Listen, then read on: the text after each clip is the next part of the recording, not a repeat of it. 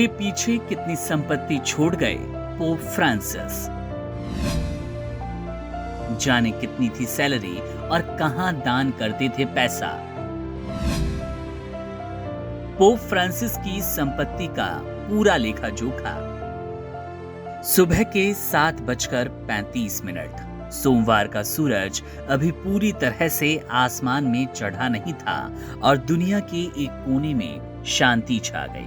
Vatican city से खबर आई, pope Francis अब दुनिया में नहीं रहे। 88 वर्षीय रोमन कैथोलिक चर्च के इस महान नेता ने आखिरी सांस ली। निमोनिया से महीनों की जंग के बाद आखिरकार पोप फ्रांसिस ने आंखें मूंद ली। यह सिर्फ एक नेता का निधन नहीं, ये उस आत्मा का जाना था जिसने चर्च को एक नई सोच, एक नया दृष्टिकोण देने की कोशिश की।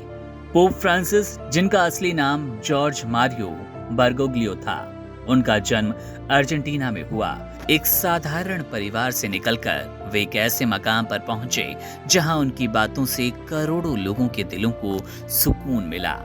2013 में जब उन्होंने पोप बेनेडिक्ट 16वें के इस्तीफे के बाद पोप का पद संभाला, तब वे पहले लैटिन अमेरिकी पोप बने।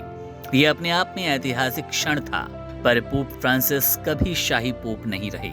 उन्होंने हमेशा खुद को आम आदमी की तरह पेश किया। एक सादा जीवन, जेसुइट परंपराओं के अनुसार। चर्च की आलीशानता के बीच वे हमेशा विनम्र और सेवा को तरजीह देते रहे।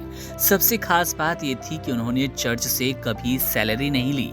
जहां पहले पोप को हर महीने लगभग $32,000 यानी कि 27 लाख रुपए की तनख्वाह मिलती थी, पोप फ्रांसिस ने इसे या तो चर्च को लौटा दिया या किसी जरूरतमंद को दान में दे दिया। पैसे को लेकर उनका ये रवैया लोगों को चौंका देता था और प्रेरित भी करता। फिर भी पोप फ्रांसिस की संपत्ति का अनुमान करीब $16 मिलियन यानी कि 137 करोड़ रुपए के आसपास लगाया जा रहा है। इसमें चर्च से उपहार में मिली 5 कारें, अन्य सुविधाएं शामिल थी जो उन्हें उनके पद के कारण मिली। ये विरोधाभास भी है और संतुलन भी। एक व्यक्ति ने कभी सैलरी नहीं ली, फिर भी चर्च की व्यवस्थाओं के तहत उसे इतनी चीजें मिली। पोप फ्रांसिस का कार्यकाल आसान नहीं था। उन्होंने चर्च के भीतर सुधार लाने की कोशिश की और ऐसा करते हुए कई बार विरोध झेला। वे परंपराओं से हटकर नई सोच लेकर आए, जिससे चर्च के रूढ़िवादी हिस्से में तनाव पैदा हुआ।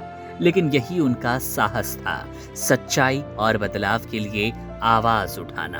पोप फ्रांसिस के जाने के बाद एक खालीपन रह गया। वे सिर्फ एक धार्मिक नेता नहीं, वे उन आवाजों में से एक थे जो कहती थी, हम सब एक जैसे हैं और सेवा ही सबसे बड़ी पूजा भी। उनकी याद सिर्फ किताबों में नहीं बल्कि उन दिलों के बीच जिंदा रहेगी जिनके लिए उन्होंने हमेशा प्यार, विनम्रता और सच्चाई का रास्ता दिखाया। एक युग का अंत हुआ पर उनके विचार हमेशा जिंदा रहेंगे।